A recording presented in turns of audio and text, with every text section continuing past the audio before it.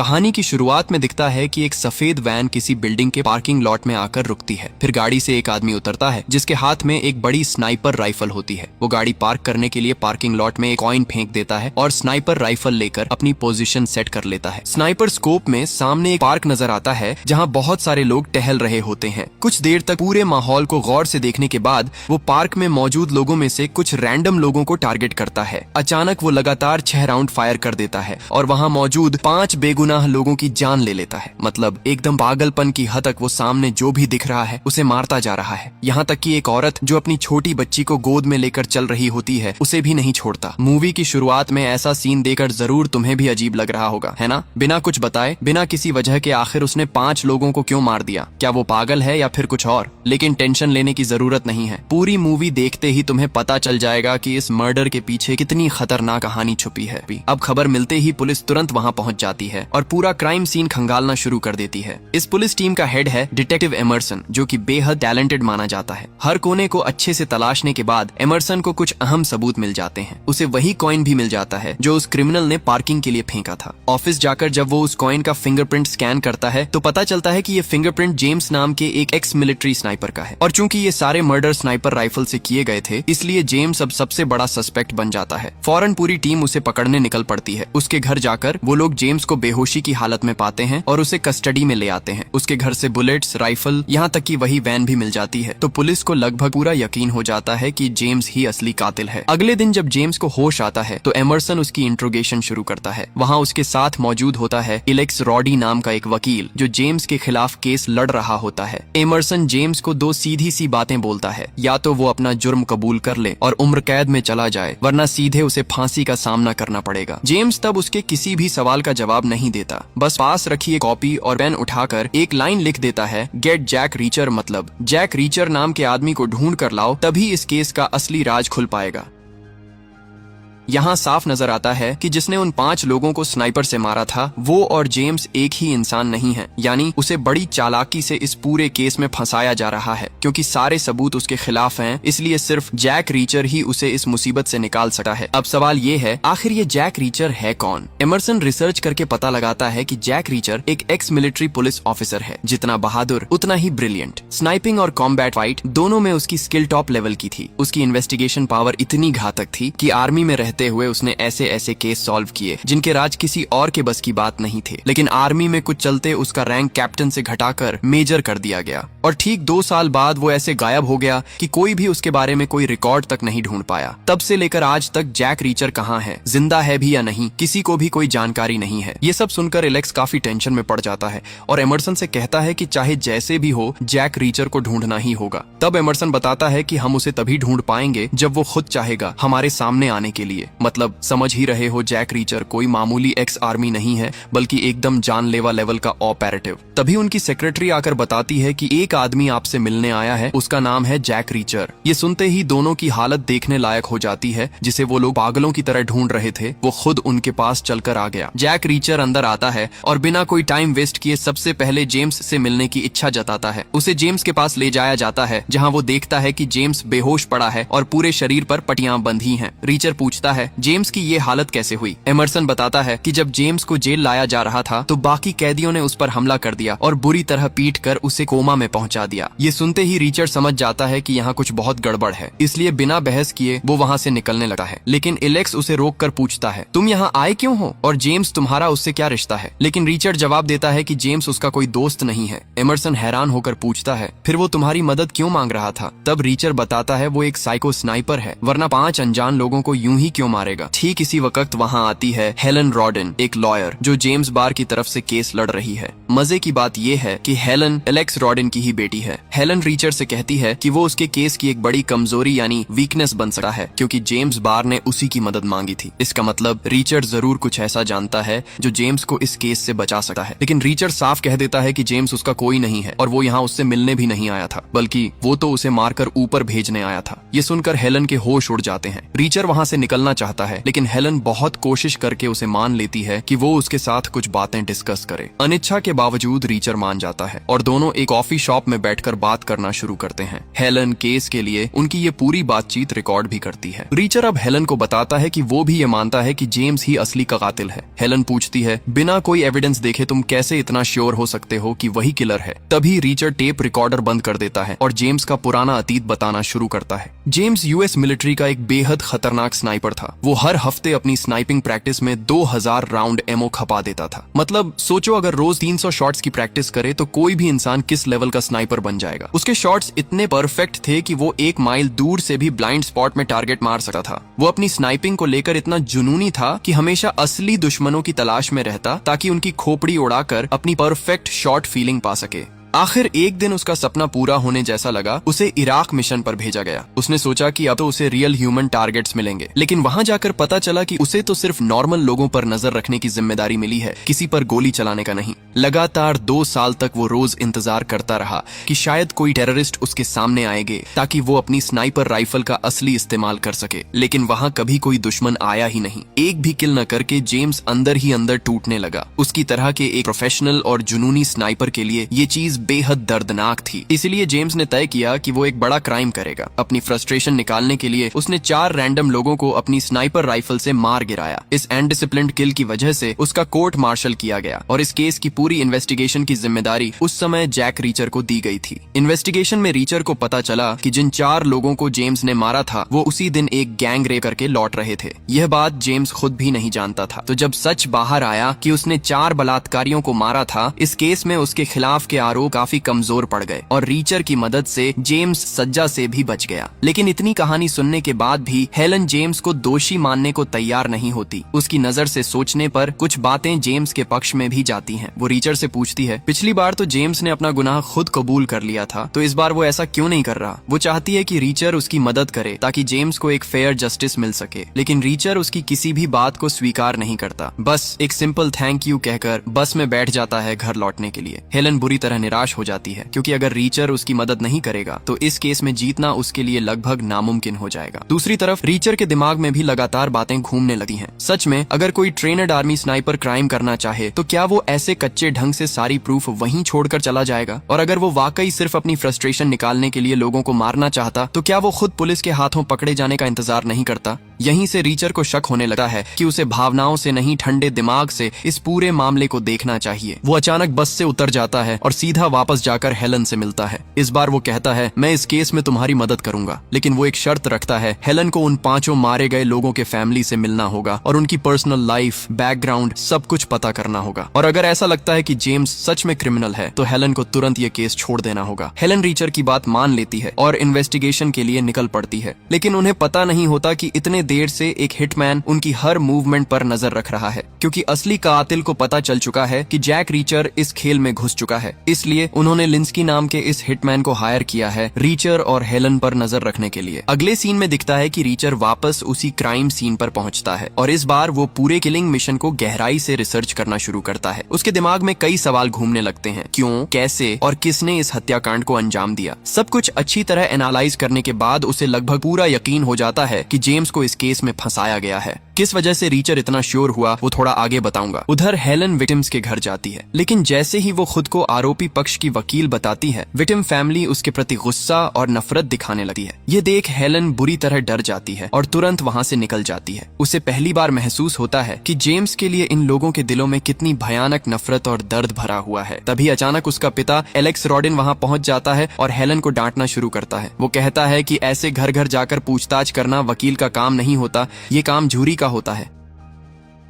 दूसरी तरफ रात में जैक रीचर कहीं बैठा फिर उसी केस पर सोचता रहता है। उसके दिमाग में एक बड़ा सवाल घूमता है, अगर कातिल कोई क्रिमिनल होता तो क्या वो पार्किंग के लिए पैसे देता? उसे तो कार के अंदर बैठकर ही शॉट लेना चाहिए था। उसी समय एक खूबसूरत लड़की सैंडी उसके सामने आती है और उसे फ्लर्ट करना शुरू कर देती है। उसके हाव भाव देखकर रीचर उसे साफ कह देता है, मेरी जेब में तुम्हें पे करने के लिए कोई पैसे नहीं है। ये बात सुनकर लड़की समझ जाती है कि उसे इशारों इशारों में रिचर्ड ने प्रोस्टिट्यूट बोलकर गाली दी है। इसलिए वो अपने दोस्तों को बुलाकर कहती है, इस आदमी ने मुझे मुझे स्लट कहा, इसे एक अच्छा सबक सिखाओ। तब रिचर्ड कहता है ठीक है, चलो ये सबक बाहर जाकर सीख लेते हैं। इतना सुनते ही सब के सब बाहर निकल आते हैं रिचर्ड से लड़ने के लिए, पर उन्हें क्या पता कि वो किससे पंगा लेने जा रहे हैं। लड़के थे पूरे 5, लेकिन रिचर्ड कहता है मुझे बस 3 से ही फाइट करनी पड़ेगी, क्योंकि जब मैं इस ग्रुप के लीडर को गिरा दूंगा तो अपने आप बाकी 2 भाग जाएंगे। लड़का ये सुनकर हंस देता है और फिर शुरू होती है एक खतरनाक आर्मी के साथ एक तरफा लड़ाई। सिर्फ 5 सेकंड में रिचर्ड अपनी स्किल से उनके लीडर को जमीन पर सुला देता है। ये देखकर बाकी 2 रिचर्ड पर अटैक कर देते हैं। रिचर्ड उनमें से एक का पैर तोड़ देता है और दूसरे को ऐसे मारकर जमीन पर पटक देता है कि वो दर्द से तड़पने लगता है। बचे हुए 2 लड़के फिर जान बचाकर दौड़ते हुए भाग जाते हैं, लेकिन ठीक उसी परफेक्ट टाइम पर पुलिस आ पहुंचती है और रिचर्ड को वायलेंस के आरोप में थाने ले जाया जाता है। रिचर्ड के पकड़े जाने की खबर पाते ही हेलन वहां पहुंचती है उसे छुड़ाने के लिए। क्या हुआ ये जानना चाहती है तो रिचर्ड बताता है कि वो लड़की उस पर गिर पड़ी और झगड़ा करने आई थी। उसे पूरा यकीन है कि किसी ने उन्हें मारने के लिए भेजा था। रिचर्ड आगे बताता है कि उसी दिन ब्रिज पर भी किसी ने उसका पीछा किया था। फिर रिचर्ड हेलन से पूछता है तुमने विक्टिम्स के बारे में क्या पता किया। हेलन सब कुछ विस्तार से बताती है। उस दिन पार्क में मौजूद सभी विक्टिम्स किसी न किसी काम से वहां से गुजर रहे थे। कोई अपने पति के लिए गिफ्ट लेने, कोई अपने बच्चे के बेसबॉल गेम के टिकट लेने, लेकिन दुर्भाग्य से उनका नंबर आ गया और उन्हें इस स्नाइपर के हाथों मारना पड़ा। सारी इन्फॉर्मेशन सुनकर रिचर्ड कहता है कि इन 5 में से कोई न कोई असली टारगेट जरूर होगा, क्योंकि यहाँ मौजूद हर किसी की बैकग्राउंड स्टोरी ज्यादा इंटरेस्टिंग नहीं थी सिवाय ओनली आर्चर नाम की महिला के। आर्चर की कहानी रिचर्ड को बहुत इंटरेस्टिंग लगी। उसका पति एक बड़ा कंस्ट्रक्शन बिजनेस चलाता था, लेकिन अचानक उसके पति की मौत हो गई और आर्चर को पूरा बिजनेस का उत्तराधिकार मिल गया। उसके पास विकल्प था कि वो इस बिजनेस को बेच दे, लेकिन अपने पति के प्रति प्यार और सभी दबावों को नजरअंदाज करते हुए उसने ये निर्णय लिया कि वो कंपनी नहीं बेचेगी। शायद इसी वजह से उसे अपनी जान गंवानी पड़ी। लेकिन हेलन कहती है कि सिर्फ थ्योरी से काम नहीं चलेगा, इस केस को जीतने के लिए प्रूफ चाहिए और उनके पास अभी तक कोई भी एविडेंस नहीं है। तब रिचर्ड कहता है तुम जेम्स के सारे पर्सनल डिटेल्स जुटाने की कोशिश करो। वो कहाँ जाता था, किन लोगों से मिलता था, सब कुछ तुम्हें पता चल जाएगा। अगर तुम उसके बैंक और क्रेडिट कार्ड के स्टेटमेंट चेक कर सको तो और भी मदद मिलेगी। इतना कहकर रिचर्ड हेलन को उस दिन के लिए विदा कर देता है। दूसरी तरफ हिटमैन लिंस्की असली किलर से मिलने आता है। ये असली किलर है चार्ली, जिसने अकेले 5 लोगों की हत्या की थी। लेकिन उसे वहां बुलाने का कारण सिर्फ ये था कि उसे रिचर्ड पर नजर रखने के लिए भेजा गया था। लेकिन यह लड़का चालाकी दिखाकर रिचर्ड पर हमला कर देता है, जिससे रिचर्ड को साफ समझ में आता है कि उसे कोई फॉलो कर रहा है। वहीं हम देखते हैं जैक नाम के एक बुजुर्ग आदमी को, जो इस पूरी कहानी का मेन मास्टरमाइंड है। लिंस्की उनके सामने अपनी गलती के लिए माफी मांगता है, लेकिन यहाँ माफी का कोई मतलब नहीं है, इसलिए उसे वहीं चार्ली नाम का स्नाइपर मार देता है। दूसरी तरफ हेलन रिचर्ड से मिलती है और बताती है कि जेम्स के क्रेडिट कार्ड से कोई खास इन्फॉर्मेशन नहीं मिली। वो एकदम शांत इंसान है, उसका कोई दोस्त नहीं और वो कभी किसी बार नहीं जाता, जिसे कहते हैं एकदम अकेला। लेकिन रिचर्ड देखता है कि कभी कभी जेम्स अपनी कार में फुल टैंक करवा लेता था। इसका मतलब है कि वो दूर किसी रेंज में जाकर शूटिंग प्रैक्टिस करता होगा, क्योंकि इतना पैशनेट स्नाइपर शूटिंग के बिना नहीं रह सकता। इसलिए रिचर्ड हेलन को कहता है कि आसपास के सभी शूटिंग रेंज की इन्फॉर्मेशन इकट्ठा कर दे। इसके बाद रिचर्ड पहुंचता है एक ऑटो पार्ट्स की शॉप में, जहां सैंडी काम करती है। वहां पहुंचते ही वह जोर देकर सैंडी के रूम में प्रवेश करता है। सैंडी उसे देखकर डर के मारे कांपने लगती है, लेकिन रिचर्ड शांत रहकर कहता है बोलो, तुम किसके कहने पर मेरे पीछे लगी थी। पहले तो सैंडी कुछ नहीं बताती, लेकिन आखिरकार वो कह देती है कि जाब नाम का एक आदमी उसे 100 देने के बदले मुझे फ्लर्ट करने के लिए कहा था। तब रिचर्ड उससे जाब का पता लेता है और सैंडी को कहता है कि तुरंत इस शहर को कुछ दिन के लिए छोड़कर चली जाए, क्योंकि वह नहीं चाहता कि इतनी प्यारी लड़की अपनी जान गंवा बैठे। इसके बाद रिचर्ड जाब के घर जाता है उसे रेड करने के लिए, लेकिन वहां पहुंचते ही उसे जाब का कोई भी अस्तित्व नहीं मिलता।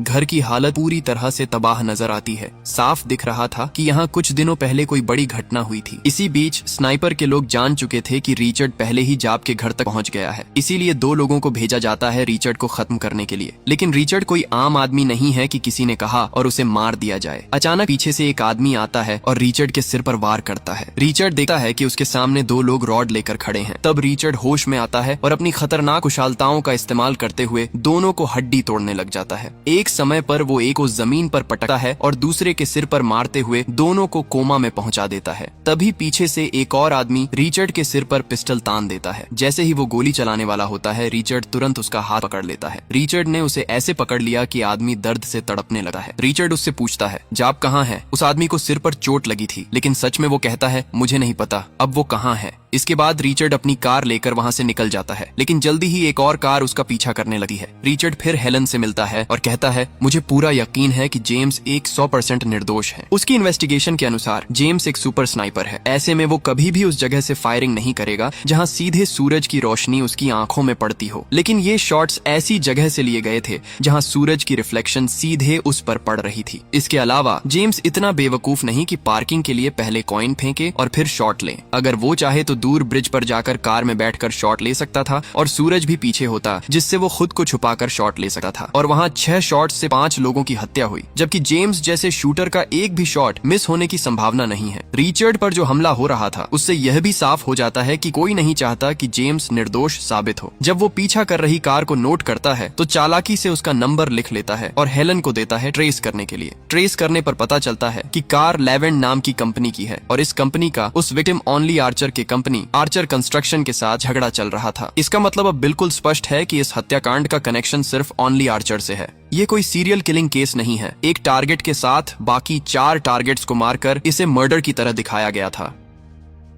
असल में असली टारगेट था ओनली आर्चर। हेलन कहती है कि अभी यह सिर्फ एक थ्योरी है और केस जीतने के लिए हमें ठोस प्रूफ चाहिए, लेकिन रिचर्ड कहता है, मैं ये प्रूफ ढूंढ ही लूंगा। इसी बीच सैंडी कहीं और छुप जाती है, लेकिन सही समय पर स्नाइपर वहाँ पहुँच जाता है और मौके का फायदा उठाते हुए पहले उसे एक पंच मारकर बेहोश कर देता है। फिर बेहोशी की स्थिति में उसका मुंह दबाकर उसकी जान ले लेता है। जब पुलिस वहाँ पहुँचती है, एमरसन देखता है कि सैंडी को मारकर उन्हें डस्टबिन में फेंक दिया गया है। वहीं सड़क पर जाते हुए रिचर्ड देखता है कि क्रिमिनल पहले ही सैंडी को मार चुके हैं। इस दृश्य से रिचर्ड को गहरा दुख होता है। शायद आज उसी के लिए इस खूबसूरत लड़की को अपनी जान गंवानी पड़ी। लेकिन जब एमरसन रिचर्ड को देखता है तो वो उसे किलर समझने लगता है और उसे अरेस्ट करना चाहता है। रिचर्ड तुरंत स्थिति समझ जाता है और अपनी कार लेकर भागने लगता है। गति से कारें चलाते हुए रिचर्ड पुलिस के साथ हड़बड़ी और ड्राइविंग का खेल शुरू कर देता है। यहाँ उसकी ड्राइविंग स्किल्स देखने लायक हैं। इसी तरह चूहा बिल्ली का खेल चलता रहा और रिचर्ड एक समय सुपरमार्केट के सामने पहुंचता है। यहाँ वो अपनी कार की स्पीड धीमी कर देता है और एक मौके पर कार छोड़कर लोकल भीड़ में घुल जाता है। तभी एक पब्लिक बस आ जाती है और पूरे पुलिस फोर्स के सामने ही रिचर्ड बस में चढ़कर अपने आप को पुलिस के हाथों बचा लेता है। रिचर्ड पुलिस से बच जाने के बाद हेलन से मिलता है।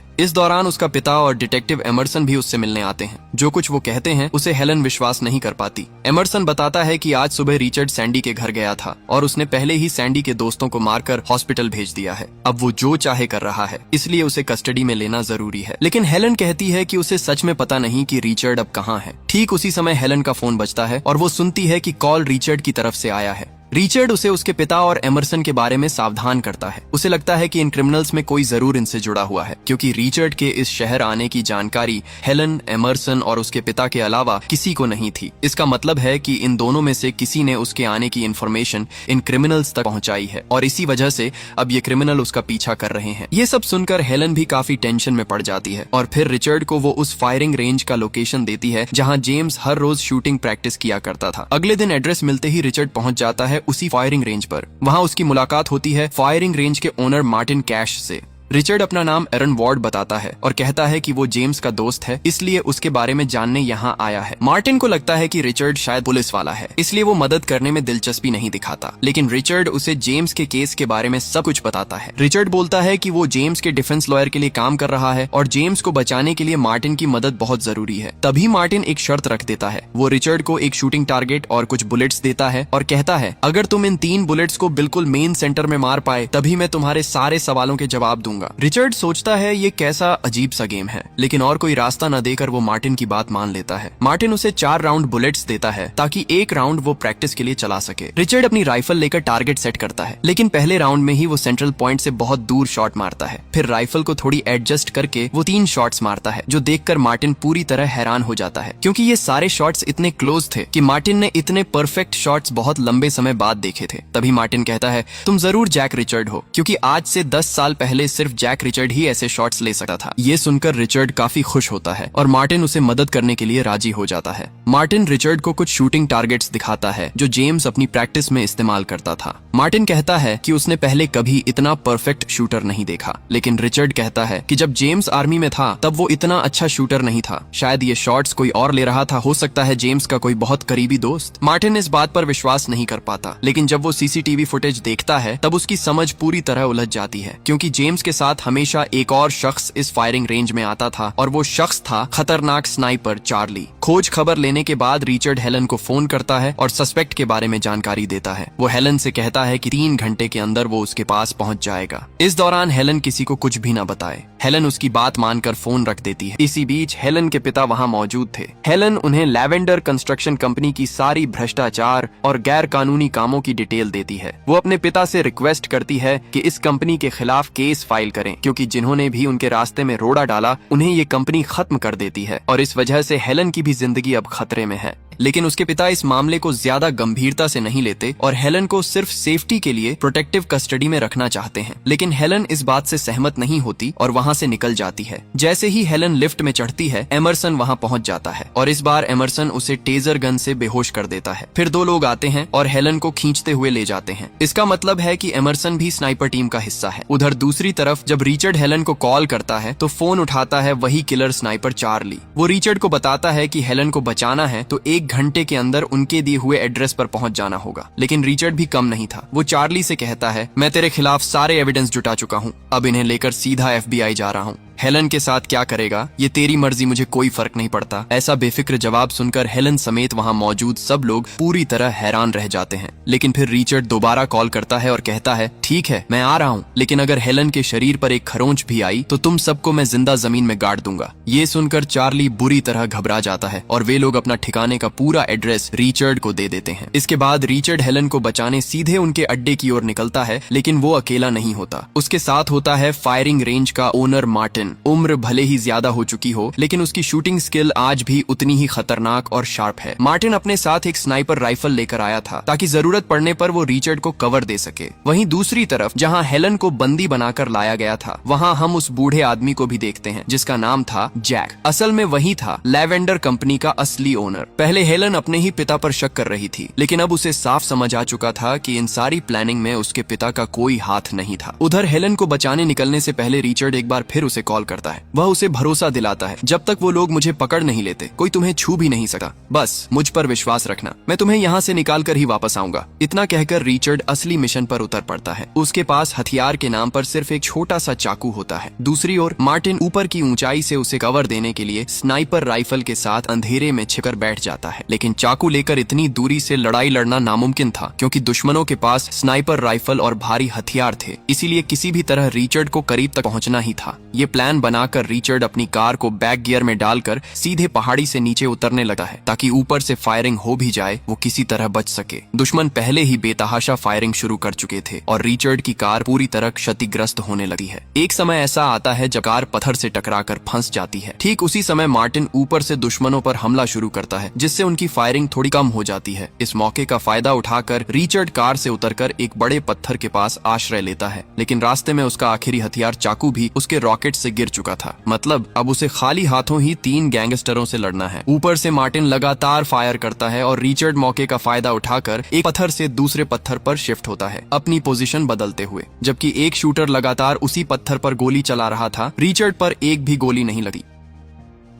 तभी रिचर्ड एक शानदार चाल दिखाता है। बिजली की गति से पत्थर के पीछे से निकलकर एक ईंट फेंकता है और शूटर को उसी पल गिरा देता है। फिर उस शख्स के पास रखी UMP गन छीनकर रिचर्ड एक और दुश्मन को मारकर नीचे गिरा देता है। स्थिति देखकर असली स्नाइपर पीछे हट जाता है और जब रिचर्ड उस कमरे की ओर जाता है तो देखता है कि वहाँ कोई भी इंसान मौजूद नहीं है। असल में रिचर्ड ने सोचा था कि शायद यहीं हेलन को रखा गया है, लेकिन अंदर एक मैप देखकर उसे पता चलता है कि यह असली जगह नहीं है। असली मेन ठिकाना इससे काफी दूर है और वहीं हेलन को किडनैप करके रखा गया है। तो रिचर्ड अब एक बुलडोजर गाड़ी लेकर उस ठिकाने की ओर निकलता है। थोड़ी ही देर में देखा जाता है कि वहाँ के गैंगस्टर गाड़ी पर हमला करने की पोजीशन ले रहे थे। तभी अचानक रिचर्ड उनके सामने प्रकट होता है और उन्हें मार गिराता है। असल में उस गाड़ी को मार्टिन चला रहा था और इस फंदे में फंसकर उनके जान चली गई। चार्ली और जैक यह आवाज सुनकर बाहर आते हैं और रिचर्ड को ढूंढना शुरू करते हैं, लेकिन रिचर्ड बिल्कुल निंजा स्टाइल में पीछे जाकर कुछ समझने से पहले ही उन्हें कैप्चर कर लेता है। कोई रास्ता न देखकर चार्ली को अपनी बंदूक फेंकनी पड़ती पड़ती है। लेकिन इंसानों को गोली मारकर मारने में मजा नहीं, इसलिए रिचर्ड भी अपनी गन फेंक देता है और उसे हैंड फाइट कॉम्बैट का चैलेंज देता है, क्योंकि हाथ से पीटने में वही मजा है जो गोली मारने में नहीं। यहाँ से शुरू होती है स्नाइपर चार्ली और एक्स आर्मी रिचर्ड की एक भयंकर लड़ाई। चार्ली रिचर्ड को घूंसे मारता है, लेकिन तुरंत ही रिचर्ड अपने मिलिट्री स्टाइल की कला दिखाना शुरू कर देता है। एक के बाद एक शानदार स्ट्रोक से चार्ली के हाथ पैर को तोड़ देता है और अंततः रिचर्ड की एक जोरदार लात के साथ यह भयंकर स्नाइपर की कहानी वहीं समाप्त हो जाती है। वहीं अंदर मौजूद एमरसन जब समझता है कि चार्ली अब इस दुनिया में नहीं है, तो वह 2 पिस्टल निकालता है, एक हेलन के सिर की ओर और दूसरी दरवाजे के सामने तान देता है। एमरसन जो पोजीशन लेता है, उस स्टाइल में कोई भी परफेक्ट स्नाइपर गलती से हेलन को मार सकता है, लेकिन रिचर्ड उस समय दरवाजे के पास पहुंच जाता है और कहता है, मैं जानता हूं एमरसन, तुमने जिस तरह पोजीशन ली है वहां तुम्हें मैं छोड़कर कोई और नहीं मार सका। इतना कहकर रिचर्ड अचानक एक भयंकर परफेक्ट शॉट लेता है और ठीक हेलन की गर्दन के पास से निकलते हुए एमरसन का सिर फोड़ देता है। अब जीनक को देखते ही रिचर्ड समझ जाता है कि असली स्थिति क्या है। हेलन पुलिस को कॉल करके उसे पकड़वाना चाहती है, लेकिन रिचर्ड जानता है कि पुलिस उसे बचाकर हमेशा के लिए रखेगी और वो इसे बिल्कुल डिजर्व नहीं करता। इसलिए रिचर्ड उसे कोई समय न देते हुए वहीं तुरंत गोली मारकर उसका सिर उड़ा देता है। यह देखकर हेलन बहुत ही निराश हो जाती है, क्योंकि अब इस केस में कोई भी गवाह नहीं बचा। अब वह सोचती है कि वह कैसे रिचर्ड और जेमस को बचा पाएगी। रिचर्ड तब कहता है, मुझे लेकर तुम्हें चिंता करने की जरूरत नहीं, मैं जानता हूँ कि तुम जेमस को मुक्त कर लोगी। इतना कहकर वह हेलन से आखिरी बार विदा लेता है। मूवी के फाइनल सीन में हम देखते हैं कि जेमस का होश वापस आ गया है। वह कहता है कि उसे कुछ भी याद नहीं है कि उस दिन क्या हुआ था, लेकिन सबकी बात सुनकर उसे पता चलता है कि उसने कई लोगों को मार डाला। अब उसके अपने दिमाग में भी यह लग रहा है कि शायद उसने यह मर्डर अपने फ्रस्ट्रेशन में की होगी। तब हेलन उसे उस पार की फोटो दिखाकर पूछती है, तुम इस लोकेशन को जानते हो? जेमस जवाब देता है, हाँ, बहुत अच्छे से पहचानता हूँ। फिर हेलन उसे सवाल करती है, मान लो अगर तुमने मर्डर की होती तो किस पोजीशन से शॉट्स लिए होते? जेमस बताता है, मैं शॉट्स उस ब्रिज से लेता ताकि मेरी पीठ के पीछे सूरज की रोशनी हो, और मैं शॉट्स गाड़ी के अंदर से लेता। ये सुनकर हेलन के चेहरे पर हल्की सी मुस्कान आ जाती है, क्योंकि यही थ्योरी रिचर्ड ने उसे पहले ही बता दी थी। इसका मतलब अब इस केस में जेमस को निर्दोष साबित करने के लिए कोई बाधा नहीं बची। वहीं रिचर्ड को देखा जाता है कि वह एक लोकल बस पकड़कर फिर एक अज्ञात गंतव्य की ओर निकल पड़ा है और यहीं यह मूवी खत्म होती